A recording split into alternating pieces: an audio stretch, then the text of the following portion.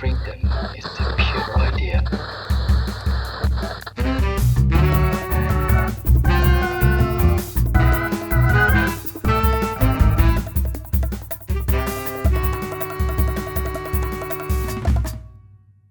Hello and welcome to Daughters of Ferrix. What you're about to see is the recording of the panel that I hosted at Star Wars Celebration Japan this spring. A cursory overview of history, archives, how they work, and what we ought to do with them, with a, thick, creamy layer of Star Wars on top. I should highlight that Star Wars book aside, this is a topic I think is thoroughly worth your time. History and historical record keeping is a very real terrain of struggle against people who genuinely work to crush down and simplify the world we share in favor of comfortable, supremacist fantasy, to whitewash a complicated reality for sanitized lies. The distance between what is said and what is known to be true has become an abyss, and it's one maintained by romantic renditions of imperial pasts that feed an imperial present. Accompanying this presentation is a slideshow, which, while not the focus of the conversation, is referred to at several points throughout. As an accessibility aid, a descriptive audio version of the presentation is available in the podcast platform upload of this episode, as linked below. Also, Chris has an addendum, something that didn't make it into the original panel, but that he still wants to share. So make sure to stay after the episode credits to hear what he has to say.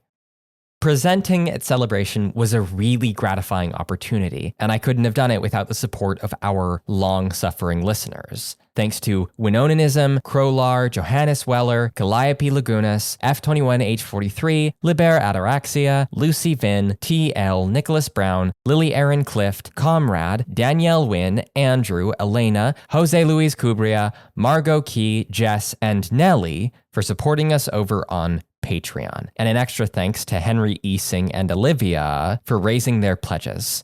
They are all the thoroughly archived files that help this well-researched show stand up to scrutiny, metaphorically. If you're interested in early access to the show, episode outtake videos, the Daughters of Ferrix Discord server, and our bonus episodes, like a much lighter conversation that I had with Chris Kempshall about Star Wars video games, starships, wanting to kill Cyril Karn from Andor, fuck, marry, kill, Cyril Karn, Leo Partagaz, Orson Krennic. Oh, God. So, I think that it's for odd reasons, but I think you marry Cyril Karn. Whoa, why? Check us out at patreon.com/Daughters of Ferrix. I also need to thank a few friends. George Veerswatch for filming, Alex Star Wars Explained for lending me mics, Ash Wallace for sitting in the front row, and my girlfriend Adia for being willing to pause an entire trip to Japan in order to hang out in the suburbs and do Star Wars bullshit with me for a few days. Also Chris, of course, for being so very enthusiastic about the panel idea in the first place. And now, all of that aside, I hope you enjoy the presentation. Good? Does this work? Okay, great, we're good. Hello and welcome to History in a Galaxy Far, Far Away.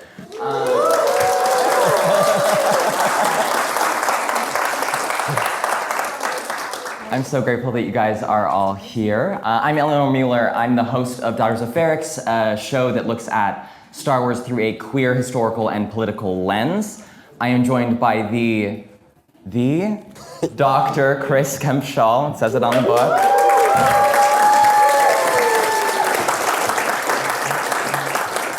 The benefit of being the only Chris Kempshall who has ever existed. You're really good for the Google search. Yeah. Chris, would you introduce yourself and your work, please? Hello, everybody. Thank you all very much for coming out. I feel like, firstly, I apologise. My voice is clinging on by its fingernails. That we have kind of by a pleasing gravity drawn all of the history nerds to this room, like kind of the very centre of a very special Venn diagram. I'm Chris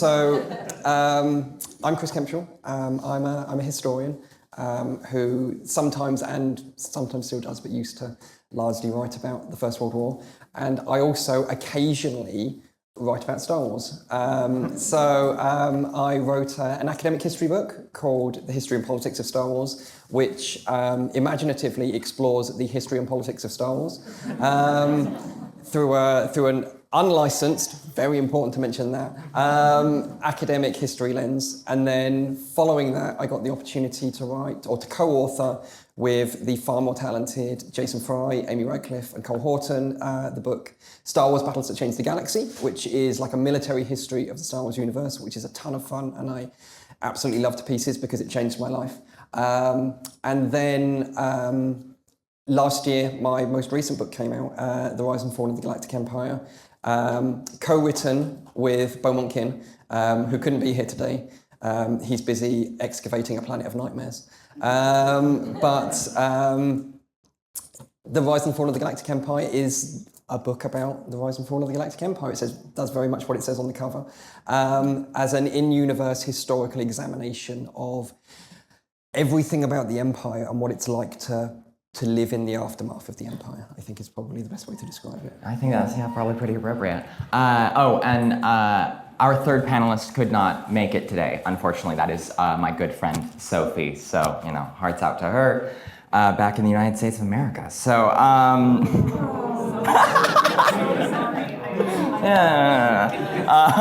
thank you, Panto audience. It really helps. It helps set the mood.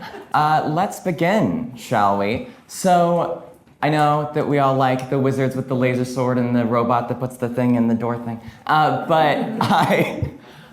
today's panel will not be about Star Wars. Instead, we're going to be talking about what is history, what it is and how it's written. However, in order to book this room,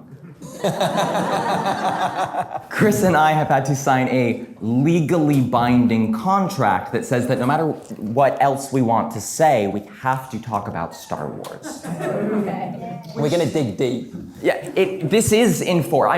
Everyone here, you're familiar with the lovely convention staff for the last couple of days. Give a hand to the convention staff.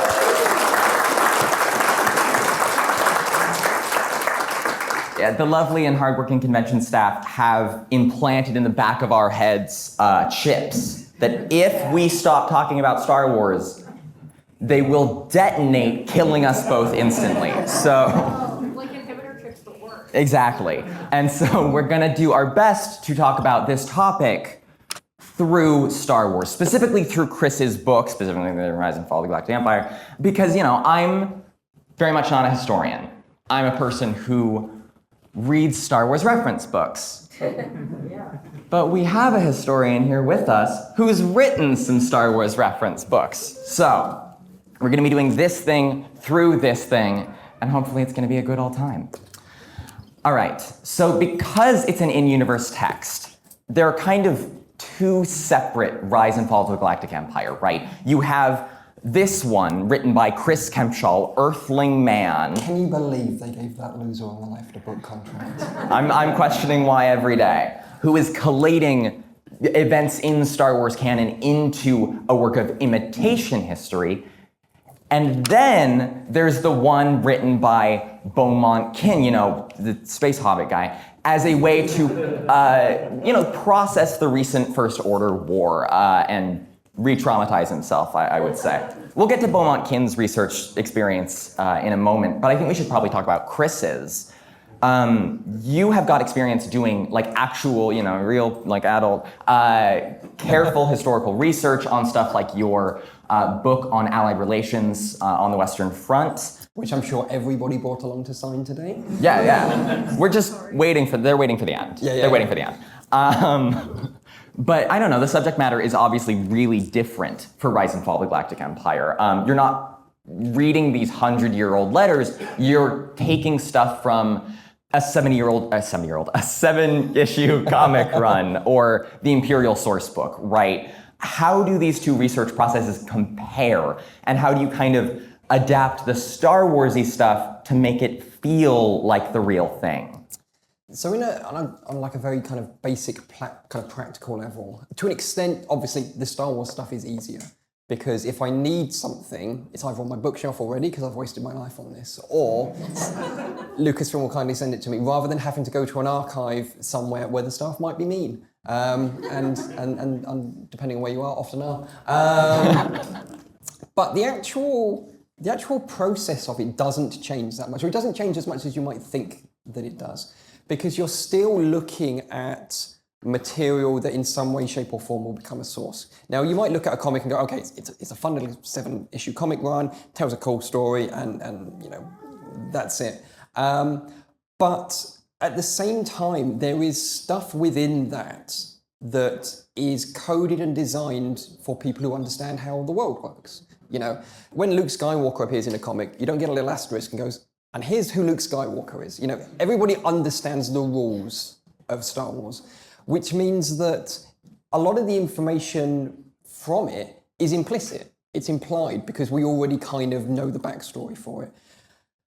And when you look at something like letters or diaries from, say, First World War soldiers, the things that they don't explain are often the most interesting things, because they're either writing it for themselves or they're writing it for an audience who already knows certain stuff. They don't say, oh, you know, tell Sheila that I love her, little asterisk, Sheila's my mum. To historian 100 years from now, P.S. I'm going to die in 3 pages. It doesn't work like that. So you have to understand the construction of the text. And once you understand the construction of the text, then you can start to kind of draw out, well, if this is how it's portrayed and this is how like the Empire appears in Rebels, they don't explain what the Empire is. Because you know what the Empire is. But that creates a really, really interesting gap in the middle of it. Because if they never actually explain what the Empire is, then how do we know what it is? In the same way as, you know, First World War soldiers never actually explain what trench combat is like, because everyone around them knows what it's like. So you end up, when you're kind of putting yourself at a remove from it, of then having to go, okay, so what does this actually mean? What can I use this for? How can I explain to other people that this is an example of a constructed, shared world of understanding? And it's exactly as true in history as it is when it comes to writing Star Wars. The mental shift between I've got to read like 500 diaries written in the worst handwriting known to humans versus I need to sit down and read an entire Marvel run, it's not as big a leap as you might think it is, because it's just about understanding the construction of the medium. So that's the real book. I want to talk about the fake book, right? I want to talk about the specific sources in Rise and Fall themselves. So Rise and Fall is this really information-dense text, and a big part of that are its citations, these footnotes at the bottom of most pages. Can you kind of tell me about what archival sources exist in setting and how you went about writing, you know, these citations for them? So the first obvious starting point is that footnotes is where the joy lives. You know, I might not judge you if you're an endnotes person. I'm definitely going to judge you if you're a Harvard person. And you disgust me and should leave. But footnotes from a real world were a solution to a problem that I suspect we'll talk about more later on, about how does Beaumont Kin know the things that Beaumont Kin knows. It became increasingly important for us to build a world around Beaumont Kin, that it's not just that Beaumont Kin just turns out to be the smartest guy who's ever lived, that actually he not only is discovering things, he's showing you how he did it. So one of my ongoing regrets is that I never actually named this citation style in Universe, and I don't know a way of bringing it up to Story Group now that doesn't make me look like a psychopath. But it's structured in a way to effectively explain archives to people who don't do archival research. That it's layered in a way that you kind of descend down through it. So in book, Beaumont Kin explains that spread across the galaxy in a variety of different locations is what he refers to as the Imperial Archives, the archives of the Empire. It's not in any one location, it's spread out across the galaxy, but he's collectively referred to as the Imperial Archives. And from that starting point, You then drop down levels, you go sections and subsections, all the way down to specific numbered files, which is how archives actually work in the real world. But if you don't actually do it, it can seem a little kind of convoluted. But that moving down through layers is a narrative decision that was made very early on, because there's a Dantean aspect to what Beaumont-Kin is going through. He is descending down further and further into the reality of the empire. And that causes him some quite significant problems later on, because whilst we have, the archives of the empire, and we've got the archives of the Rebel Alliance, and we've got the archives of the New Republic and the like, archives are an expression of what people care about, of what states and organizations care about. So, we're recording this. With the best will in the world, I don't know if this is going to end up in an archive. I hate to break it to everybody. It had better not. Yeah. Because most of the people who care might be in this room.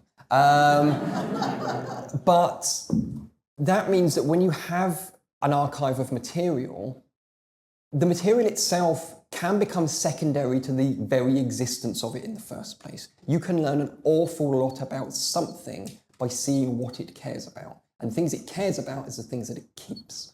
And one of the major narrative twists in the book comes purposefully right in the very middle, where Beaumont-Kin discovers that actually he's a victim of his own lack of imagination. And that sounds like a really cutting critique, and I can say it because he's not here. But it's based on my own experience that the worst archival experiences that I've ever had are the ones that shocked me and I didn't see it coming. And for those, I don't want to spoil things for people, but in the genocide chapter that's right in the middle of the book, Beaumont-Kin discovers the reality of what the Empire does and doesn't care about, and he doesn't see it coming. But he should have seen it coming, because it's carefully laid out in the first half of the book leading up to it about what the Empire is actually cares about, what it bothers to keep. And that's based off of kind of some of my own experiences of being shocked by something that I probably should have seen coming in an archive. I'm not the only historian to have cried in an archive. I'm not the only historian to have taken a long walk after doing archives. When I finished writing the genocide chapter, I went for a very long walk because it upset me. The book is very much not just about history. I was saying it on probably the publishing panel the other day. It's also a book about what it feels like to be a historian. And that's what I wanted to transmit through the creation of these footnotes, like not just the feeling of the practice, but the emotional feeling of discovering something that you didn't want to discover in a way that you didn't want to discover it. All of this archival work is really important to the way that Rise and Fall is sourced. I mean, the Imperial archives themselves are referenced like over 200 times in the book itself. But Beaumont-Kin is not just using archival work. Most of it is, but there are also things like the periodical Coruscanti Weekly, or memoirs from Imperial soldiers. And I want to ask, what is the role of diverse non-archival work in a piece of writing like this? Is Coruscanti society less reliable than an official state record? It's a really, really good question. Obviously, from what my construction mentally of Coruscanti society, it must contain articles on the worst people in the galaxy, because nobody who's appearing in that is a good person.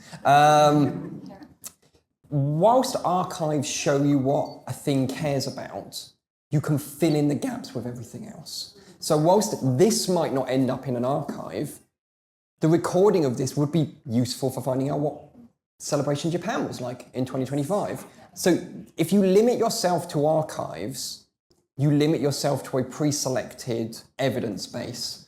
So what you need to do with diversifying is go elsewhere. Find other stories, find other people who are writing about things. So you get, from like unpublished memoirs, I use unpublished memoirs all the time in my history thing. They're never going to end up in an archive because it's just some guy's opinion, but he might have seen something interesting. And even if he's wrong about what he saw, the fact that he thinks that he saw it is enough to add in pieces of the puzzle. But also, there's also there's a quirk in First World War history, and I can tell you're all First World War lovers. That a new book or a new TV show will come out and it'll be like the forgotten story of whatever, and sometimes those are forgotten stories. But Forgotten's doing an awful lot of heavy lifting in that, because often they're suppressed stories or erased stories or hidden stories because the archive didn't care about them.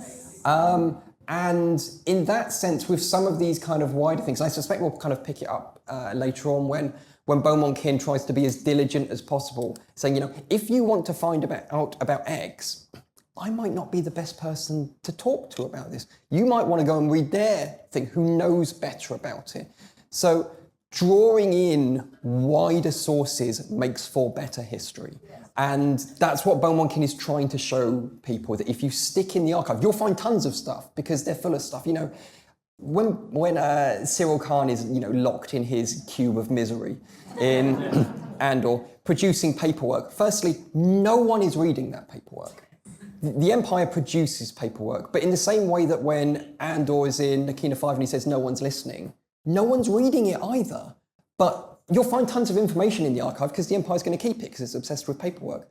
But it's not the only show in town. There are other ways of finding the things that you might want to look for, and that's what Beaumont Kin is trying to explain to people. I think kind of crucially when you come into this, to all of that, to that body of information, you kind of have to ask what is reliable, right? I mean, how does a historian navigate sources that are heavily politicized? The Imperial record itself is dripping with omissions and propaganda, and it is deeply biased. But Beaumont Kin is still citing it a lot. Why does he do that? There's a couple of reasons for it. Firstly, to flag up the issues of propaganda really, really early on in the book. Beaumont Kin goes in two-footed on Palpatine in the opening chapter. Firstly, because Palpatine's a scumbag and that's how you should treat him. But secondly, because Beaumont Kin goes, basically flags up another problem with the archive. Why on earth would you want to write anything about Palpatine that Palpatine selected himself or his minions of misery did at the same time? None of it can be trusted. None of it's reliable. And you get posters like that one in the middle. They don't even show what Palpatine looks like. And if you play, is it Battlefront 2, the one with Inferno Squad? Yeah, that's what that poster's from. Yeah. That poster was up on a wall in the mission where Iden Versio's escaping Operation Cinder, which is quite a long time after his face melted. And yet they're still using old Palps as so none of it can be trusted in that sense. The way that you kind of get around it, and this is one of the weird things where actually there is a divergence between how I would write a normal history book and how Beaumont Kin ended up writing. Because for normal history books, you're not so concerned about the narrative journey that the author's going on. Whereas I was very concerned about the narrative journey that Beaumont Kin's going on. Is that part of the aspect of him getting shocked by the atrocities genocide chapter is that Beaumont Kin becomes more suspicious of the Imperial archives afterwards. So those of you who've read the book, in like the Hoth chapter and the Endor chapter, Beaumont Kin starts overtly pulling in competing visions and narratives and going, I'm not entirely sure which of these is true, but I'm going to walk you through why I think one is true or why I think one is more reliable. And that's the way that you do it when you're dealing with this type of propaganda. You start pulling in wider and going, well, if this is so politicized and so propagandized that there's very little, it's almost radioactive to go anywhere near it. What you have to do is be increasingly overtly responsible as a historian for it. And you have to be transparently responsible about it. You can't just hide that stuff in the footnotes. You have to walk people through it, particularly in a situation, if we're doing here, where what essentially we're all doing now is public history. It's history between us. It's not, there's not a lectern here. I'm not giving you a lecture on the First World War or something like that. You have to explain to people where these weird nodal tensions exist and then show them how to get around it. And that's what Beaumont Kin attempts to kind of try and do after that midpoint of the book, to start showing people that actually the problems, whilst Beaumont Kin was aware of some of the problems of the Imperial Archive, he's now so shocked by what he found in there that he's changing his methodology as he goes. Now, what you would normally do is actually just go back, change the methodology and re-catch up. But God, I wasn't going to go back and rewrite half the book again just because Beaumont Kin can't do his job properly. So that's kind of how narratively I wanted to show up. Actually, there were deeper propaganda problems that Beaumont Kin maybe didn't spot coming. I think what you said about public history really gets at something because, you know, who this book is for in the setting, who this book is for is really important. This isn't like a peer-reviewed research publication. This isn't stuck in the Lurked Historical Institute review, you know? This is for a much wider galactic audience. That is made explicit like at the very beginning of the book.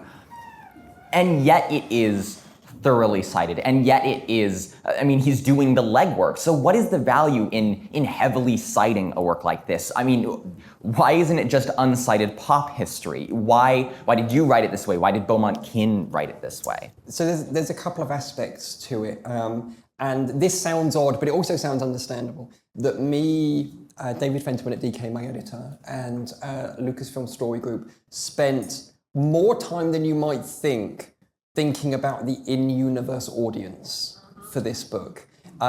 In the sense of, you know, conversations about, you know, there's a lot of species in the galaxy.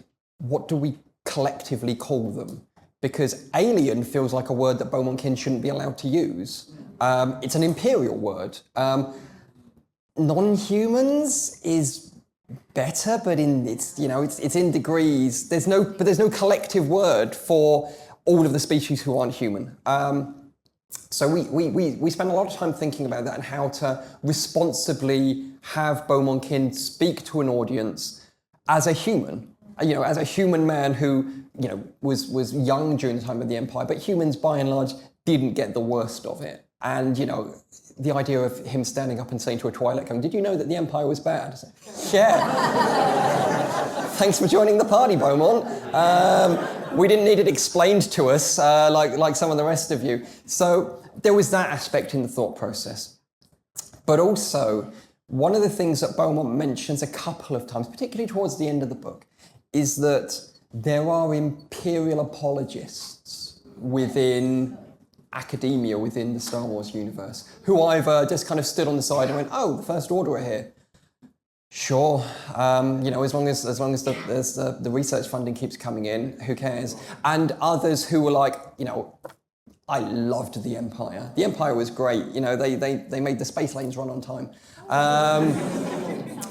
The construction in my mind for why Beaumont is so responsible, to the extent that he's a better historian than I am, is that he views his message as being so important that any flaws in his methodology, any flaws in his referencing, any flaws in his approach will get picked up by imperial apologists and go, "Well, we don't need to read this book because the author didn't do his job properly, so therefore it can all be thrown out."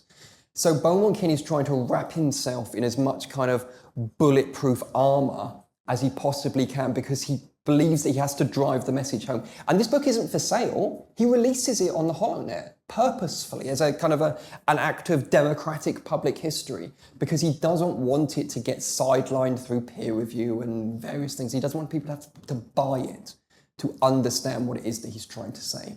But he also doesn't want to basically get forced out of the room before he gets the chance to tell anybody the important things that he wants them to know. And that's why he goes to such extents with it. Something that I'm really fascinated by as very much an outsider to academia is kind of how much scholarship is just the result of people getting really deep into whatever they're into, right? You know, the tendency of academics to go down whatever tangents they may do. What do you mean? Everybody here's got my book, The First World War in Computer Games. But as long as they can find funding. But I've, if you'll forgive me, started to think of this as the academic significance of the Glup Shido. If you're unfamiliar, Glup Shido is this old thing adapted from Tumblr, basically referring to whatever Star Wars character or person, as adopted by fandom, whatever Star Wars character or person latches onto a little bit too much. When Viz watches at the back of the room. I did the work. He got the slide. Forgive me.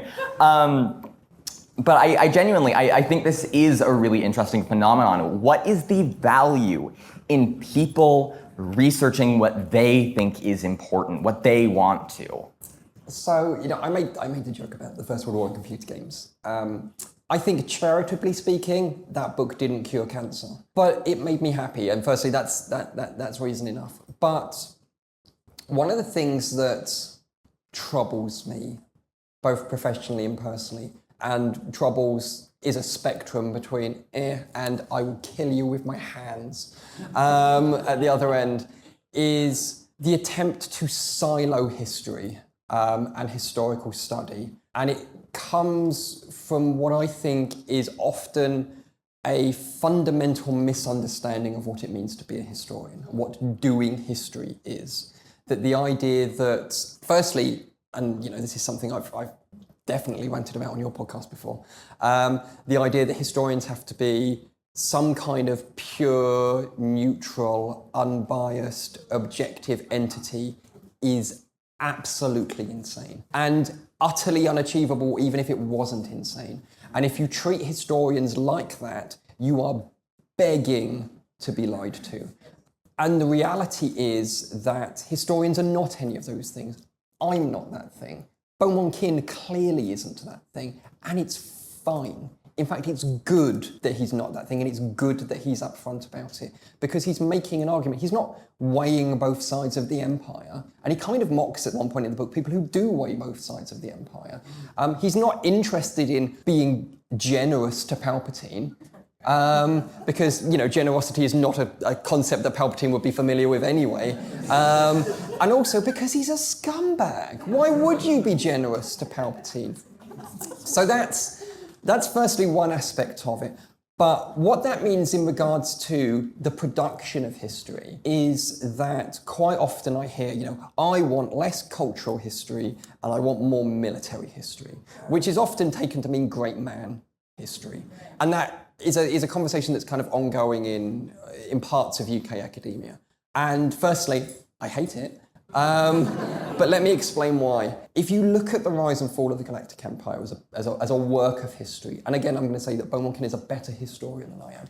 It is an economic history, it's a social history, it's a cultural history, it's a political history, it's an imperial history, it's a colonial history, all contained within one book.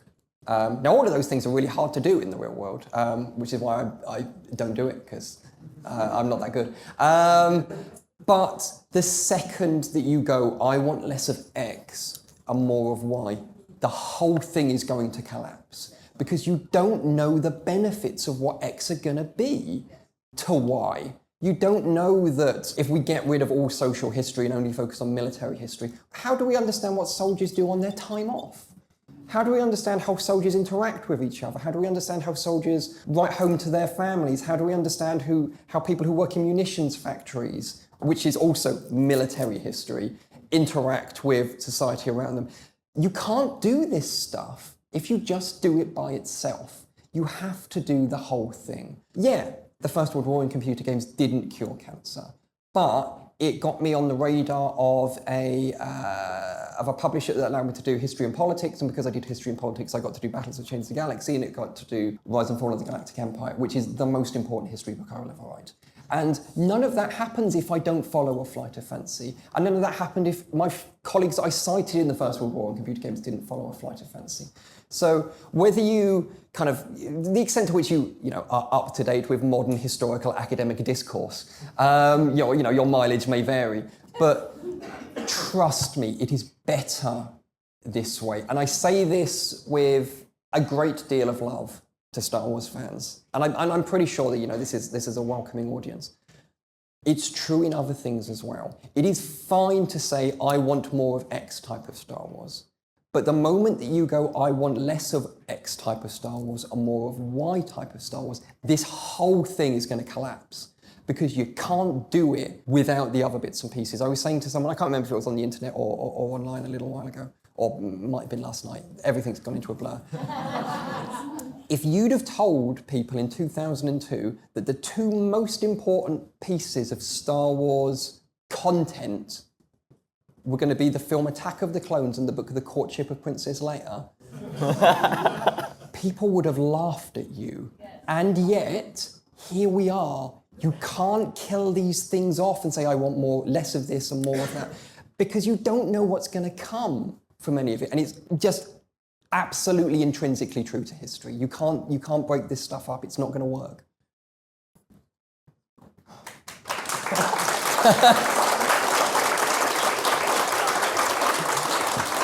Well, we're done 26 minutes early. That's it. So, history, as a discipline, is the study of the past. Emphasis on study, de-emphasis on past. And a historical work is one that is using its sources to reconstruct and interpret a version of the past. Historiography, as a discipline, is the study of the writing of history. A historiographic work is the examination of historical writings, their techniques, their influences, their interpretations. Historical writing is always interpretive work. Even just like what a person is writing about is the product of their circumstances, their worldview. And, that is with aside whatever actual argument they are making. And historians learn and are inspired by other historians, as a part of whatever historiographical tradition. So, if you will, let's imagine 3 different historiographies for 3 different historians that want to write about the Clone Wars, and each is coming from a different school. So, let's say there's one that's kind of writing about these key political figures, military power players. The historian is crediting all changing tides of galactic war to these guys. The Battle of Christophsis was won by Anakin. Coruscant was lost by Count Dooku. These figures are heroic. They're larger than life. They have this outsized influence on larger events. We're just kind of thinking about like what this would be in Star Wars, so I'm going to call this cool guy theory. Alternatively, you could have a historian that is really into the role of droids in the Clone Wars. On both sides, it's not just the CIS. Maybe in order to properly understand the war, you have to really get that the war capabilities of the Republic and the Confederacy are dependent on the exploitation of droids at, a multiplicity of levels. And, maybe that's been ignored in other retellings. When there isn't a droid on screen, you should be asking, where are the droids? And we'll call this the droidist view. Alternatively, you might have a historian that is focusing on the way where, the Clone Wars is the product of competing class and economic interests. Industrialists and workers are both seceding from the Republic because of the Republic's regulatory laws and also because they don't enforce them. And we'll call this the Marxist view. Which is these made-up words that you found. Well, it's specifically that is named after Marx Grocco from Star Wars Galaxies.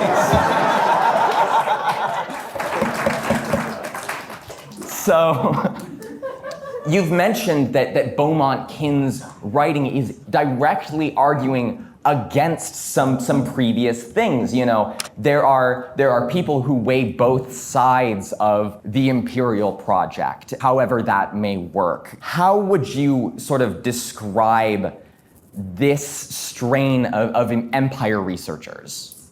Garbage.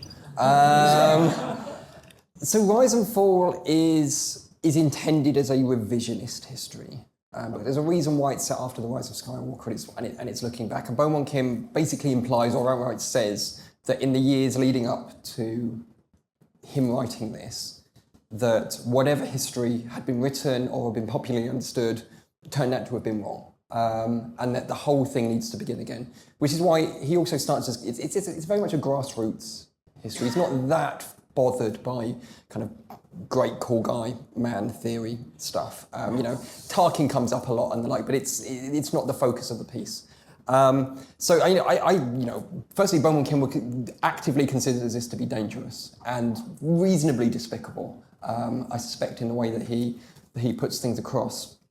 But because he's writing revisionist history, the way that I kind of constructed the historiography around him was that if your starting point is, well, clearly we were wrong about the stuff and the conclusions that we've drawn on the lessons that we've done and the previous books that we've written, then the solution to that is to look at other stuff.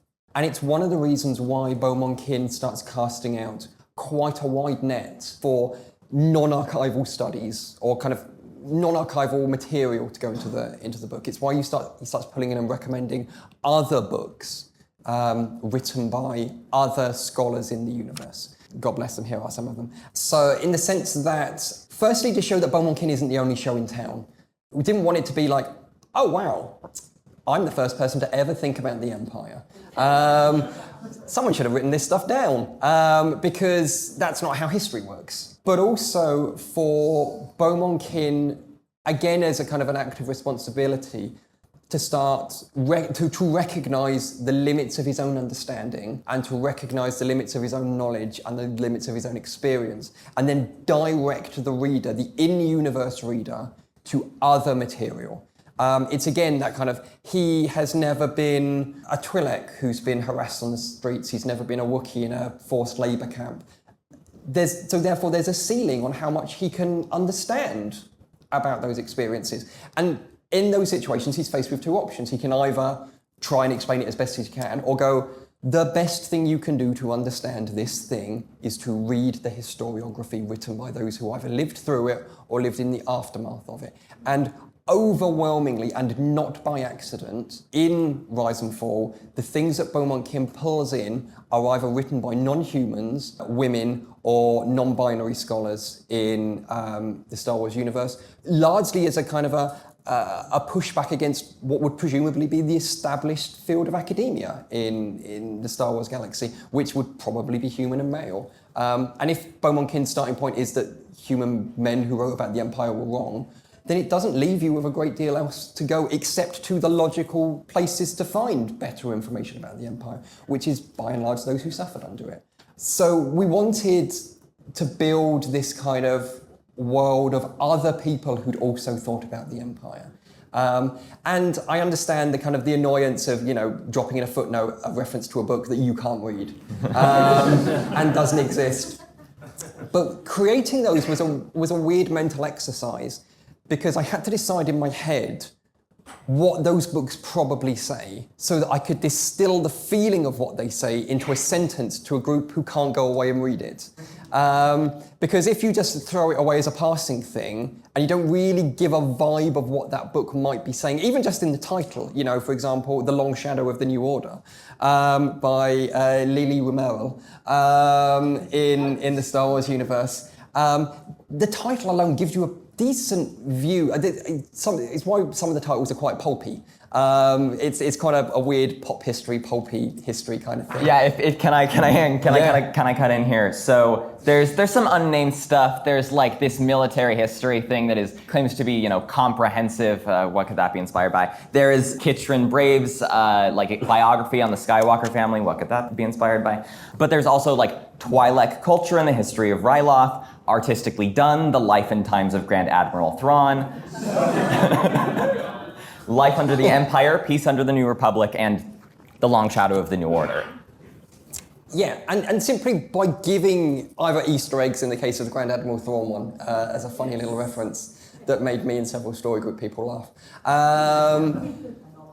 And pleasingly, because you can't read it, and I kind of like the fact that you can't read it. It's the Roy Batty at the end of Blade Runner thing of I want to see starships on fire off the shoulder of Orion and all of these things, but you can't, and that's what makes it cool. But to populate this academic world around Beaumont Kin, to make him seem as part of something bigger, and also give you a vague sense of what some of these things might be saying. Well, and I think that's really important because up to this point, the world of academia within Star Wars is, relatively non-existent. You have like a handful of people from Dr. Aphra and then like one-off mentions of guys. And you're basically going from 0 to 60 in there is this whole world of people doing this work, talking about what is happening in this setting. And so you have to build this sort of thing out. You have to give Beaumont Kin a historiography, or what is this book? Yeah, exactly. If there isn't a world in which Beaumont Kin could have existed to be the author of this book, then the book can't exist. So you have to construct something of the academy around him, and also suggest that, very much like our galaxy, there must be an audience for popular history books, whatever the equivalent of Space Waterstones or Space Barnes and Nobles is, where people can go and pull off another biography of Palpatine off the shelf. Palpatine, we hardly knew ye, or something. Because those are the things that make for a living, breathing universe. Those are the things that kind of make it feel grounded and make it feel real. And also, because that's how we exist. It's my normal life to kind of interact with academic history and also interact to varying extents with popular history. And when you're talking about something like the Empire, which, I've said in other places and in other kind of publications, is the most important part of Star Wars. Everything in Star Wars orbits around the Empire. It's the center of the Star Wars kind of narrative universe. Then people are obviously going to want to know about it. And they're going to want to talk about it, and they're going to want to write about it. And to create this kind of world where Beaumont Kin can exist complementarily alongside colleagues, but also have, quite clear differences and issues and arguments with other colleagues is important for the structuring of a book that is designed to say we were wrong. And maybe quite a lot of the awful things that have just happened were our fault. And Beaumont Kin takes his own share of the blame in that. And you can't do that if Beaumont Kin exists in a weird little bubble by himself. In a similar sense, there's the joke that history is written by the winners. History isn't written by the winners. It's written by historians, and they're all losers. But it's true that the study of history is the study of historians. Historians are almost more important than history because they're the ones who produce it. We're the ones who do the thing. The person who writes the book is as important as the content of the book. The time that the book is written is as important as the content of the book. The audience for the book is as important as the content of the book. And none of that works if you just carve bits off of it. I want to kind of push you further on that and ask, you mentioned that Beaumont Kin is going to the work of people who are disenfranchised the most under the Empire because he sees that as essential. I wonder, what are the shortcomings of Beaumont Kin as an academic? What are the shortcomings of this book? Are there other limits to his perspective? Yeah, there absolutely are. So I mentioned, obviously, that, the part where he gets shocked by the realities of imperial genocide and the realities of the records of imperial genocide. And some of Beaumont Kin's limitations are obvious to him. What I was talking about earlier on. He is male, he is white, he is a human. All of these things are true, and therefore give him an experience of the galaxy which is not necessarily widely shared. And also puts him in a difficult position to try and explain the realities of the Empire to people who are very familiar with the realities of the Empire.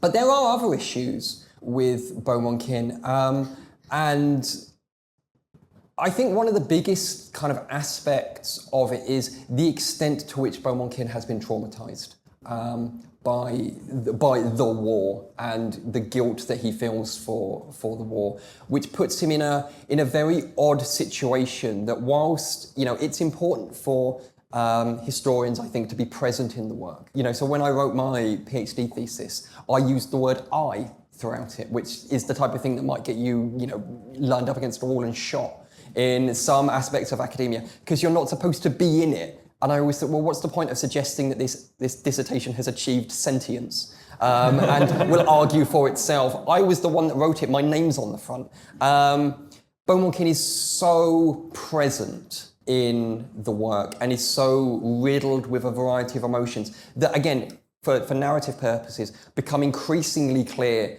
as the book goes on. In my mind, Beaumont Kin, and again, this is where the divergence comes, is writing it chronologically in the same order that you're reading it, and he isn't going back and changing things when he's going through it, which again is not how you write history. It's the old, write the body first and then the introduction and the title at the end, to make sure that you've argued what you said you were going to argue.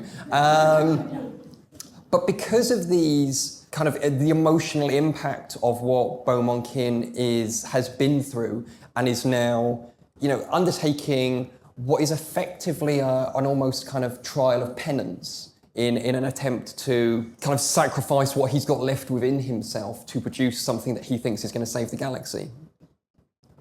There is a difference between expecting historians to be pure, unfettered, unbiased truth and not expecting them to be so emotionally damaged that they can't necessarily undertake the work.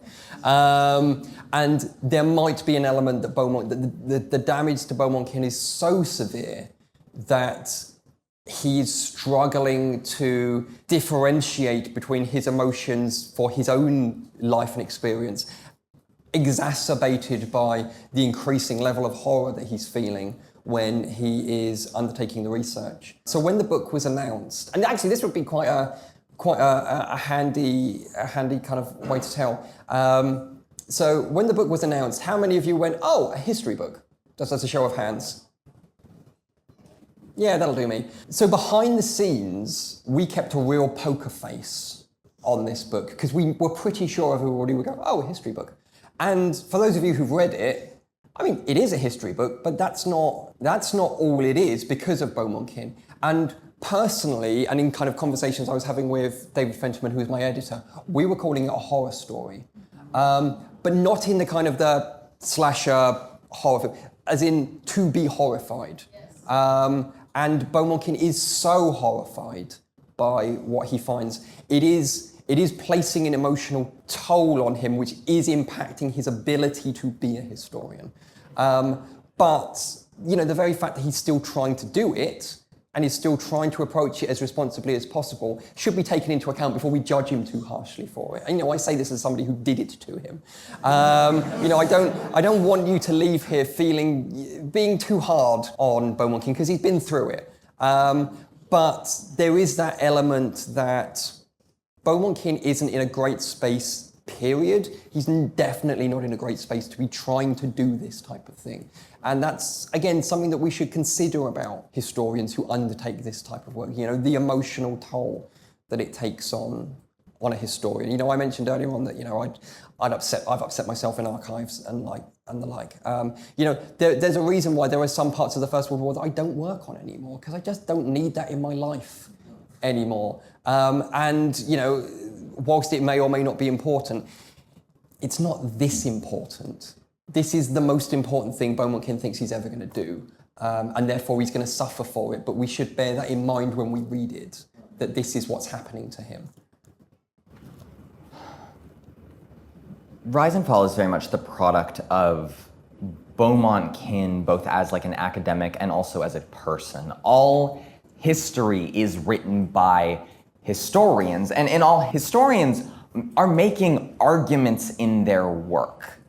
I really like the way it's put by feminist theorist Cynthia Enloe, where she says that when you historicize a topic, you immediately begin to find where decisions are being made. And when you are finding where decisions are made, that's where you find politics. And The bestest, squishiest boy. A little too squishy.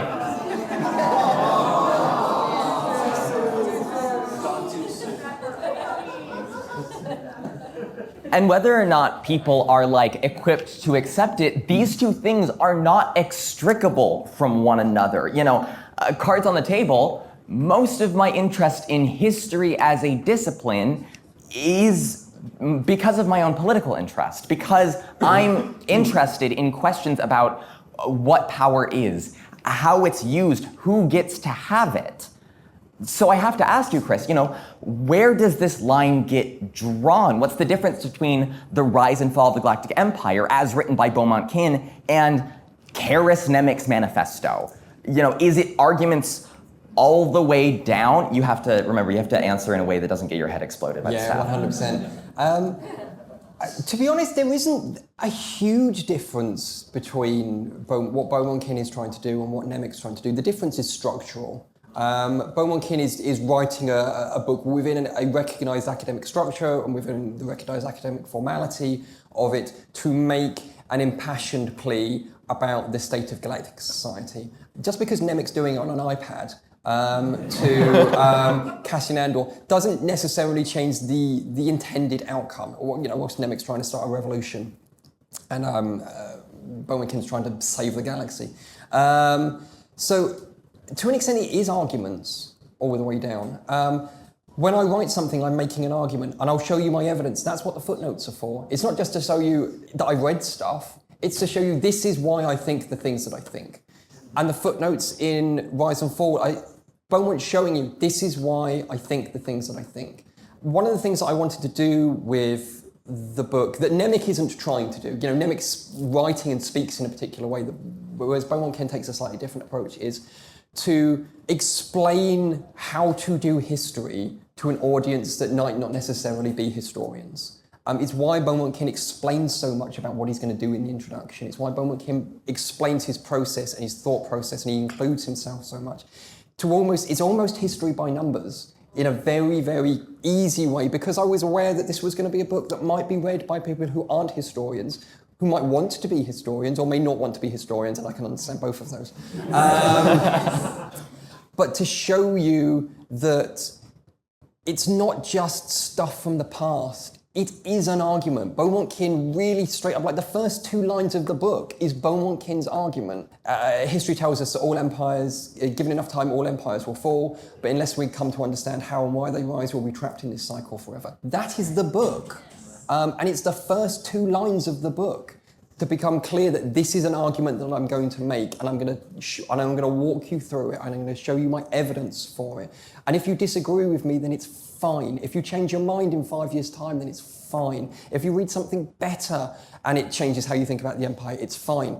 But I don't want you to read this and think I didn't do it, and I didn't show you how I did it, and that there wasn't something you were supposed to take away from this. This is not a passive book in universe. Beaumont Kin is very clear that when it comes to the Empire, you either fight the Empire or you don't. And if you don't, you either live or you don't live with the consequences for it. And to try and get you to that position, he's going to hold your hand and drown you in footnotes to show you why he's stood up in front of you begging you to do something.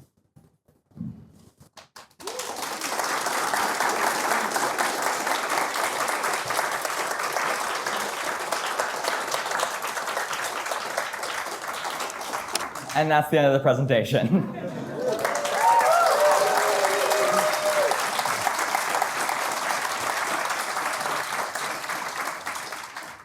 There was one last thing. Now, ordinarily, we're not allowed to kind of make big announcements or reveals outside of like the live stage or the main panels. And of course, today will be no exception. But if there was to be something else coming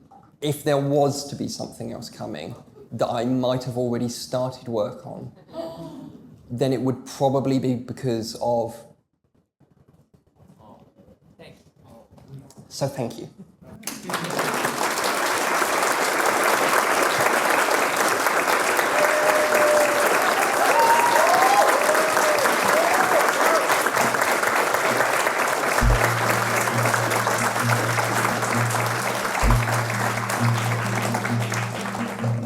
thank you all very much for being here. I really appreciate you guys being so enthusiastic. My name is Eleanor Mueller. I make a show called Daughters of Ferrex. We talk about this kind of thing. Sometimes Chris is on, sometimes I'm sure he'll come back sometime.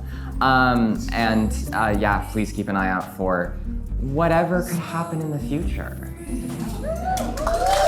Thanks very much, everyone.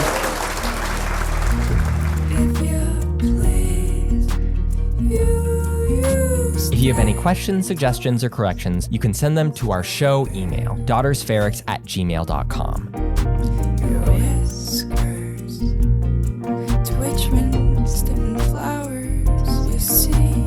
If you want to listen to new episodes as they release, you can find us on most places you can listen to podcasts. You can find sources for this episode on our website, daughtersofferrex.com, and follow us on Twitter, Instagram, and TikTok at FerrixPod, FerrixPod.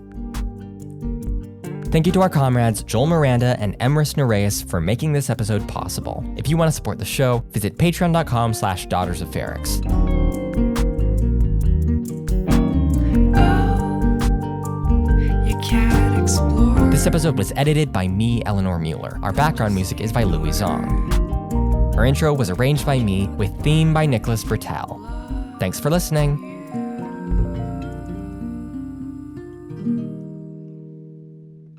There was something that I wanted to add, which I meant to add in the panel, because I did mention in the panel how much, footnotes are cool and footnotes are amazing. But there's also quite a lot of non-linear storytelling in the footnotes, both things that, when you get to the end of the book, if you look at the footnotes, if you then go back and look at some of the footnotes beforehand, you find some cool, interesting stuff there that kind of contextualizes what you have been reading relatively uncritically, and now there are question marks about some of it at the end. But the thing that I did want to talk about is a real historical issue with the sources that go into footnotes that change the way that we have to understand the sources as historians. So I'm going to try and keep this kind of relatively spoiler-free. Probably the last footnote in the book is about Beaumontkin referencing like a public sort of speech by a super kind of important and wonderful character. And when Beaumont in the body of the text is talking about this speech, he refers to the character as making a simple plea for something. But the thing is, for those of us who know that character in that speech, that person isn't pleading for anything. That's not how that speech is delivered. It's a very different thing. So why does Beaumontkin say that the person is making this simple plea for something? If you go into the footnote, you see that what Beaumontkin is referencing is the transcript of the speech, not the actual thing itself. Beaumontkin has not seen it for himself. Now, there are very likely reasons why that is the case, and certainly the implication is that the original speech itself, or the recording of the speech, is not something that is going to be allowed to exist beyond the moment that it takes place. But it means that Beaumontkin has to infer tone. He has to infer the way in which the speaking style, what is actually the passion behind something that's being said. And he gets it wrong. He gets it wrong for very, very understandable reasons, but he gets it wrong. And that's something that we have to live with as historians as well. We're never entirely certain, if we're reading a transcript, what the tone of the piece was supposed to be, what the tone of the source was supposed to be. And in this instance, Beaumontkin is wrong. And does that change his analysis? Does it change the way that he interacts with the piece? Maybe, not necessarily in a dramatic way, given the way that he uses it. But also, Beaumontkin's version is now part of the historical record. So will that have overlaps or ripple effects for other historians in the galaxy far, far away when they read Beaumontkin's and they take his analysis to be the correct one? That's like a cause and effect thing for historians. So I wanted to reappear now and flag up the work that went into those footnotes to kind of shine a light on the fact that Beaumontkin is not always right. And sometimes the reasons for why he's wrong can be found very subtly in the footnotes.